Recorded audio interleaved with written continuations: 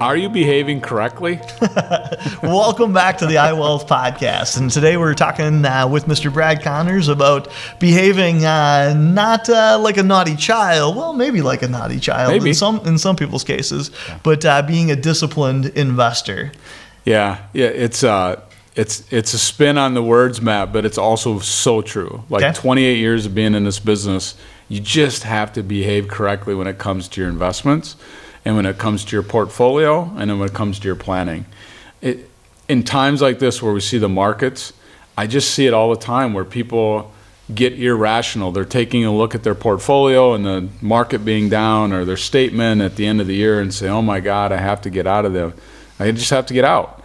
And they're not behaving correctly. We've got stats and statistics that go back many, many years that show the average investor versus the market doesn't win. And the reason is they don't behave correctly. They get emotional with their investments and they don't behave correctly. And so, at this point, as we sit here in the beginning of 2023, we've got many people that did behave correctly that we deal with. We've been educating and helping them, but you just have to be able to put things in perspective, and you've heard me say this, and ask yourself what's changed. Yep. When you get to that point in your life, in your head, where you're like, I have to get out of the market, somebody's got to put you back in your seat and saying, what's changed? Meaning, do you still have your job? Do you still have your family? How are your kids doing? Like, what's changed in your life that now you have to take $500,000 out of your IRA and move it to cash at 5% when inflation's at 7%? Like, what's going on in your mind to make you get, And so the question is really what's changed. Yeah. What's changed, and then how are you behaving around that's what's changed? Like, what kind of behaviors? No different than with our kids. We talked about kids at the beginning of this segment. Like, we ask our kids all the time if they're behaving correctly in church or wherever they're supposed to be. Same thing with investments. If people can just ride things out. I mean, there's been 3 recessions since I've started in this business in 1994. And guess what? We're fine. Mm-hmm. We worked our way through those recessions, and we've had, the 9/11 deal that happened, and COVID happened, and all these things. If people would just behave correctly, continue to be disciplined with their investments, continue to be diversified with their investments, they're going to be just fine. Yeah. So when the storm comes up, right, and you're in it, because it's hard to see it when you're in the storm, what are the telltale signs that you can kind of look at? Like, if you're in a fight with your spouse or whatever, as soon as I start to raise my voice, I go, okay, now I need a walk, right? That's like a hard trigger, right? Yeah. From an investment standpoint, what is the hard trigger that maybe we could share with the people that are on your podcast? Yeah, I've heard it all through the years, but a lot of times people will make excuses. They'll make excuses to get out of the market. Like, I might need this money, or I can't lose anymore, things like that. And when they start to feel that way, they should be picking up the phone and calling their advisor and saying, this is the way I feel. Almost like a therapist, like, I feel this way, is this right? Instead of just automatically in their mind saying, I got to get out.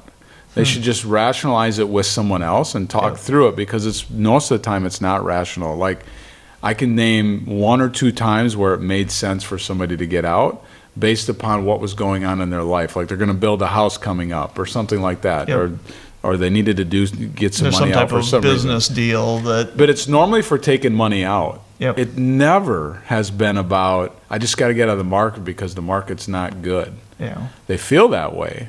So I always tell my team that we earn our keep with our clients when the markets are bad. Yep. It's easy to look good when the markets are good.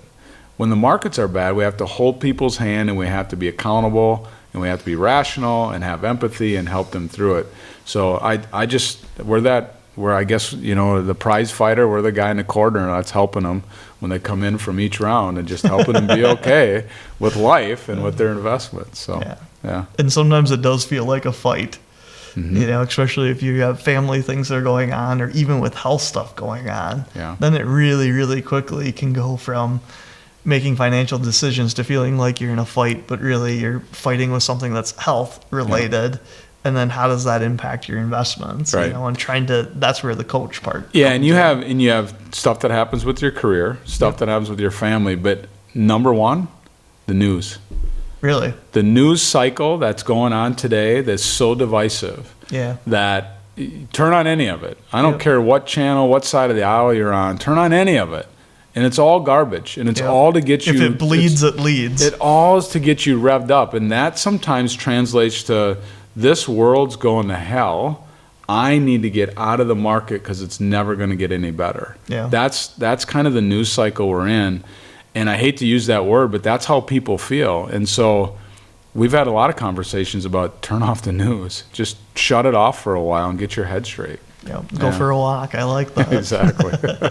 Well, if you want somebody to run some ideas by, or if these topics are hitting home for you right now, how do they get a hold of you? Yeah, just look us up at iWealthforme.com or get a hold of us, and we're here to help. There you go. We'll see you back here next time. Thanks, Matt.